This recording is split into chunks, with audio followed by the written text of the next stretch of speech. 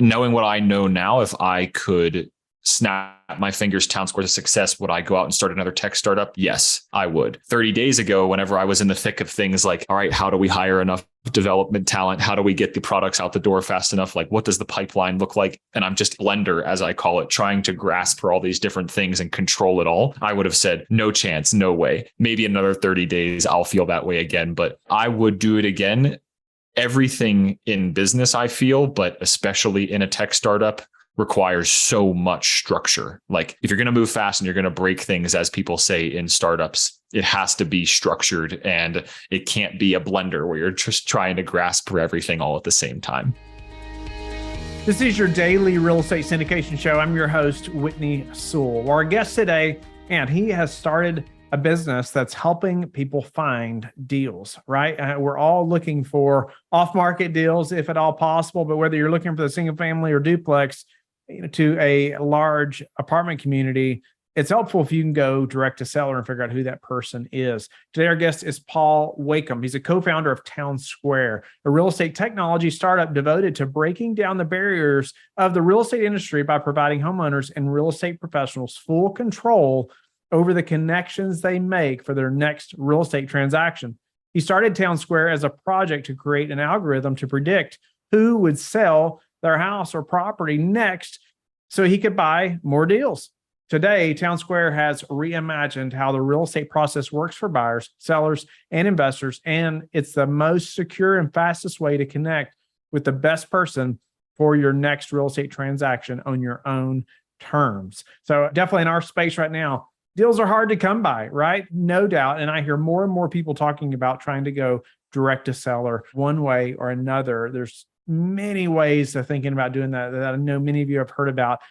Today and tomorrow, we're going to be with Paul. He's going to talk about TwnSqr, and we're going to talk about even some other things behind even starting a tech startup and raising money that came out of the interview that I thought was fun, that could apply to every one of our businesses. I know you're going to learn a lot. Wouldn't you like to reimagine the process for real estate investors and sellers? Man, our guest today has done just that. Paul, welcome to the show. Thanks so much for having me, Whitney. I'm excited to be here. Yeah, honored to meet you and learn more about what you have going on. I mean, it's very interesting, but let's do that. Let's jump in. Paul, I want to learn a little about you and TwnSqr. Give us a little bit of background. What is TwnSqr so the listeners have a little better understanding than I could give them, and then why real estate as well. But first, what is TwnSqr? How did this happen? How did you get to TwnSqr? Yeah. So first things first, TwnSqr is a marketplace for off-market properties, real estate investors, wholesalers, anybody who really has a property to sell off-market or has the expertise to sell it themselves off-market. And it's a marketplace, but I've been a real estate investor for the last 6 or 7 years, and I know what tools I need to help me sell my properties faster. So we've built this marketplace at TwnSqr, but then we're building tools on top of that marketplace structure to support real estate investors and improve their businesses. So it's been a long time coming. I started my real estate journey right out of college in 2016, and it's been a little bit wild going from pure real estate investor to real estate photography to now doing real estate technology. It's been a wild ride. But yeah, TwnSqr is an off-market property marketplace for active real estate investors with tools built on top for those active real estate investors to support their businesses. Nice. Is it true you acquired some properties for $1? Yes. The one property that is it's the jewel in my crown is a property that took me 2.5 years. And the final deed was that I bought it for $1. You know, the sale price at the county assessment office was that I bought it for $1, but it was about $15,000 to $20,000 in attorney's fees getting to that point. But I was one of the first people in Pennsylvania where I bought that property to go through a process called the conservatorship, where you kind of take control with the help of the family after somebody has passed away. But I ended up buying a property for $1 and then selling it to my landlord who I was renting from at the time for $86,000. So it was a great day. That's awesome. Thank you. Yeah. I can see that being the crown or the jewel in your crown. Yes, that's right. It's an interesting deal. And what about, prior to TwnSqr, you said you got into real estate in college, and real estate seemed to have always been something there, right? I think you had mentioned earlier too, your wife's in real estate or in a sector of real estate. Why real estate? Why not, I don't know, some other industry? Yeah. So growing up, whenever I was really young, like elementary school, I saw what my grandparents on my mom's side and what my uncle on my mom's side of my family, what they were doing in Palm Beach, Florida, which is a really nice part of the country with some houses now that are listed over $100 million. My uncle was an architect. My grandfather was a builder and my grandmother was a real estate agent. And they all worked together to sell some of the most expensive houses in America. And I got to see how their businesses worked from a young age and understood the life that real estate could provide. And it really just like left an impression on me that has lasted for forever throughout my 29 years of life. But then in high school, I was over at my friend's house, one of my best friends, and his dad was a real estate investor, is still a real estate investor. And he explained what the process was and how much money you could make by owning single family homes and then multi-families and then raising money. And that also left a humongous impression on me. So I've always had this like stamp in my brain of real estate is something that you can trust. And it has led me down the path that I'm on today. Maybe if all those different people pointed me towards opening a grocery store, I would have opened a grocery store. But here I am with real estate on my mind at all times. Yeah, I don't think you made a mistake by focusing on real estate. It's interesting though. And yeah, even interesting how just what influences us even from a very young age. I just always think about that with my kids as they're little, Yeah. Like, oh, what am I doing that's influencing them, good or bad, But wow. Well, give a little insight into why a tech startup. And I would love to know a little more about that personally, but I just think it's interesting. I've never started a tech company, but I would love to know some of the, just details about what was specific to a tech company and why you chose that path, even in the real estate industry.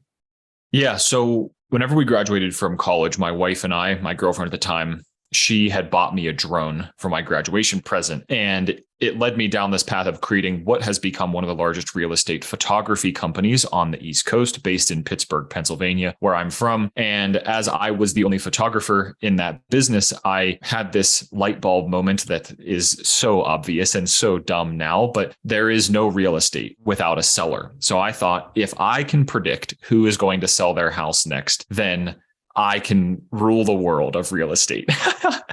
So I was a real estate agent. I was a real estate photographer. I was a real estate investor. And I knew there was no real estate without a seller.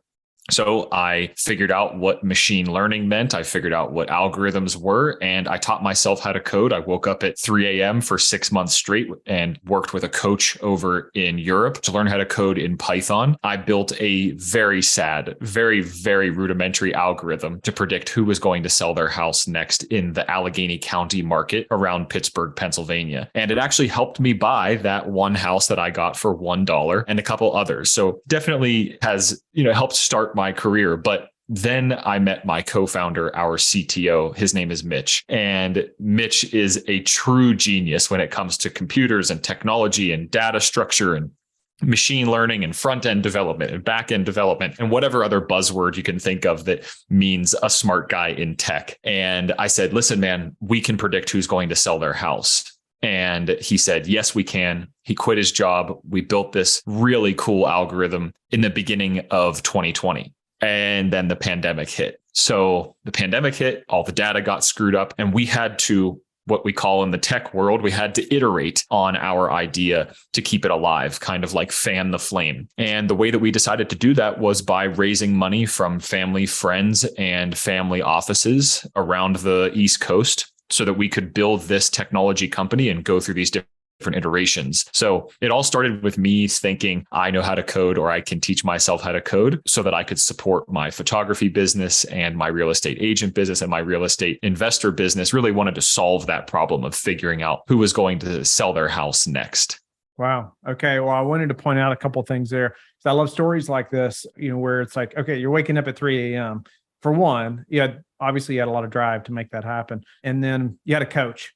You had somebody that's like going before you, teaching you, right? Helping you. Yep. And, were you working full time at the time as well? Is that why you had to get up at 3 a.m. or? Oh yeah. I was the only photographer taking 12 to 15 photography appointments a day and coming home and trying to figure out my real estate investment. So it was early morning, figuring out how to code, all day taking photos, and then all night figuring out how I could buy my next property. Yeah, that's awesome. Well, I love stories like that, where it's like you persevered, right? Making it happen. And, but then you met your business partner. I get that question all the time. How did you meet your business partner? Because it's so often you talked about how, he's the genius in tech, which is helpful in a tech startup, right? Yes. But still you met him, right? And then, but often, even in my own case, it's like, well, I have skill sets. I have parts of the business that I focus on and I've dialed in and spent so much time on. Well, there's so many other parts of the business. It's helpful if I can find other people, right, that know those skill sets. But when I found my business partner, we also, took off, right? It's because he brought other skill sets that I didn't have, and I brought skill sets that he didn't have. But I get the question all the time: how did you find your partner? Well, how did you find yours? Yeah. Mitch and I met rock climbing. So I'm very outdoorsy, really enjoy pretty much anything outside. And at the time that Mitch and I met, I was rock climbing as much as I possibly could. My days usually were wake up, learn how to code a little bit, go to the rock climbing gym at 6 a.m., rock climb for an hour and a half, shower with my camera bag in the car, go out and take photos, and then come back and do my real estate investing. And I met Mitch through a couple of my rock climbing friends. And at the time, he was into real estate a little bit. He had an Airbnb. And I just told him while we were rock climbing one day, like, hey, I'm doing this. And yeah, it was very, very much serendipitous at the base of a rock climbing wall in Pittsburgh, Pennsylvania. Wow. I don't know if I want to partner with a rock climber because I feel like they're open to too much risk. I'm just kidding. There's a lot of risk in a tech startup. I'll say that much. You're totally right. Yeah. A little more risk in some rock climbing, I would say, but I don't know anything about it. I just feel like there would be. But no, interesting. So what about raising the money then? It's not cheap, right? Or free to start a business of any kind, really, almost. So you raise money from family, friends. You even mentioned family offices. Speak to how you raise the money.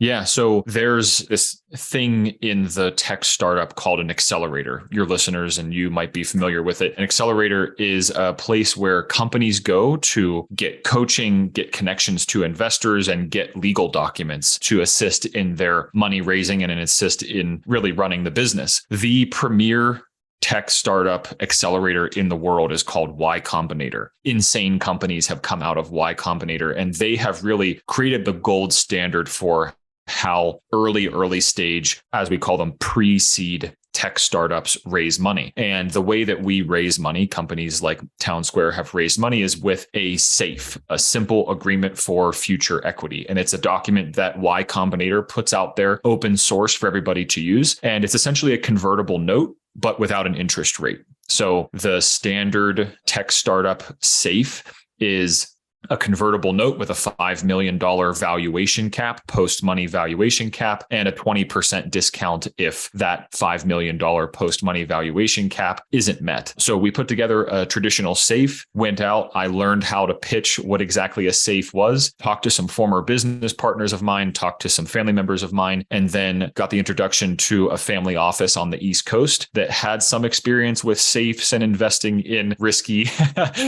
pre-seed tech startups, and proposed our idea to them. And it's all worked out since then, but it's definitely in large part because of the people that I had around me and the ease of access to those simple 3-page contracts that the likes of Y Combinator put out. Wow. Okay. And, if somebody's doing this today, what would be the first step in making that happen? In raising money? Yeah, for their startup like that. Yeah, I would do what I should have done. And that is understand what the investors are looking for. Your investors are looking for the terms of the agreement. Your investors are looking for, okay, what can I expect my return to be? Where are the numbers at in this document? And then how does Paul, or how does the person raising money, speak to those numbers? So I took the approach whenever I was starting to raise money of, okay, I understand these documents and how they're going to help me. And then I went out and pitched, this is how it's going to help me. You need to give me money because this is how it's going to help me. The shift happened in my brain whenever I said, okay, it's a $5 million cap with a 20% discount and I need $400,000 and it's going to get you this much. And you can expect this kind of return in X number of years or whatever. As soon as I framed the conversation in the way that in the way that an early stage tech startup investor wanted to hear it, then it was much easier to raise money. So I'd say understand the nitty gritty terms of an agreement, understand how it can help you and what you need out of those terms. But then whenever you're pitching to a potential investor, understand how those terms sound in their mind and for their return on investment. Yes, we can all learn from that right there. Man, that's so important what you just said. Thank you. I mean, in our business, that's so important.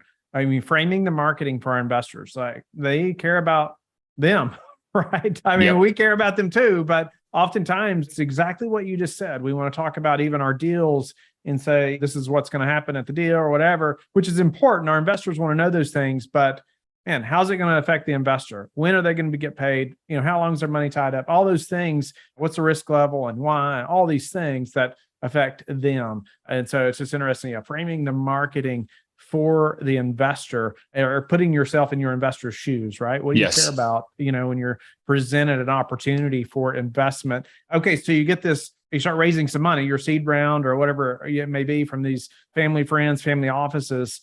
What's some of the first steps that you all took in growing or that helped you to scale? Even I think about our syndication business and brand and other people I just get questions all the time about how we've scaled quickly or, because there's growing pains, no doubt about it, right? Unfortunately, you do have to learn lots of things that come the hard way. And then, you pivot and learn. But what would you say was a couple of the next steps that you took to really scale or start to grow? Yep. So I'm a big fan of the book called The One Thing. And I was looking at it to see if you had it behind you on your shelf, but I don't see it. I do have it, but I think it's at home. Yeah. Nice. So a lot of my business career and especially running this tech startup is centered around the ideas in that book. That is, how do I get the one thing done every single day that is going to push the company forward and allow us to get closer to what we quantify as success? So we raised this money and I have this book. I mean, if anybody's looking at video, I have a notebook that sits in front of me every single day and I have an orange highlighter and I have a yellow highlighter and I highlight the things in yellow that are my one thing things. And those are the things that have to be done every single day for me to be able to sit down at dinner with my wife and say, okay, I've had a somewhat successful day. I actually got the things done that I needed to get done. And we raised this money and I was looking at my notebook saying, okay, how do I get the orange highlighted things off of my plate and onto somebody else's plate so that I can focus on the yellow highlighted things, my one thing? So we raised the money and I went out and hired somebody. It was actually one of my childhood best friends who was great at sales and still is with us as our director of sales to take over those sales actions that weren't my strong suit, but were things that were showing up on my to-do list that weren't my one thing each day, but they were important. So I took my notebook and translated that into a position that I needed to hire somebody for and went out and hired that person with the money that we had raised.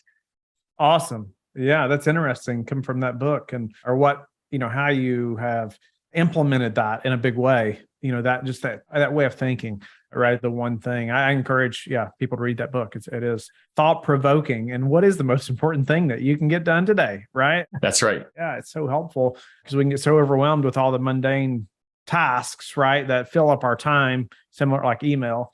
Not get anything done, right? All right. So now know just from our conversation too, you all have a remote team. Speak to how you all scaled, maybe some of the next hires or what that looks like and how you all operate remotely.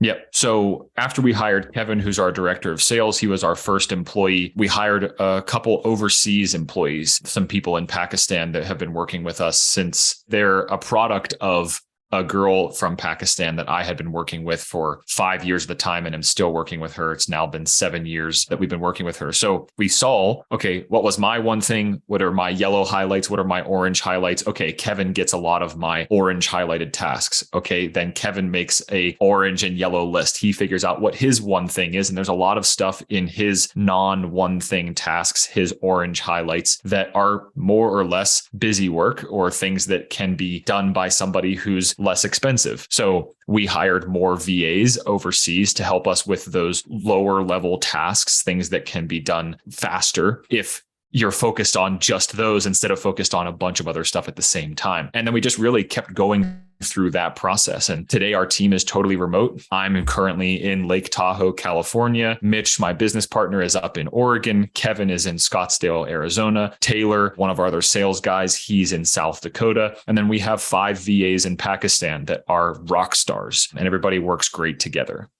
That's awesome. To speak about communicating across a remote team, how do you all do that well?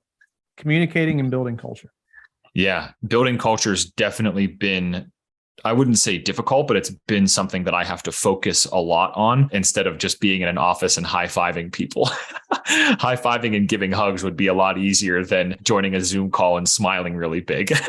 But communicating, I'm actually happy you asked, because I'm really proud of the processes that we've put in place for communicating. First thing is everything is written down in a Google document and organized. Every single meeting, every single conversation that has any serious substance is easily findable in our Google workspace. I can see exactly what Mitch, my co-founder, and I talked about 7 weeks ago, even though I haven't seen him for 3 months or 4 months in person. Same thing goes for my 3-day-a-week sales meetings with Kevin and Taylor. Same thing goes with my bi-weekly meetings with our VAs in Pakistan. Everything is written down and in a folder inside of our management and meetings place inside of Google Sheets, inside of Google Drive. The next thing is we use Slack. It's the bit of the bane of my existence. As we were saying a little bit before the call, Slack can be a time suck, but managing when you get notifications and when you don't get notifications has really helped with our communication internally. We actually just instituted this new process where our sales guys and our entire team really, but our sales guys in particular, we give feedback on each other's sales calls inside of a specific Slack channel that is sales feedback. Everybody takes the CRM link that has the recording of the call they were just on,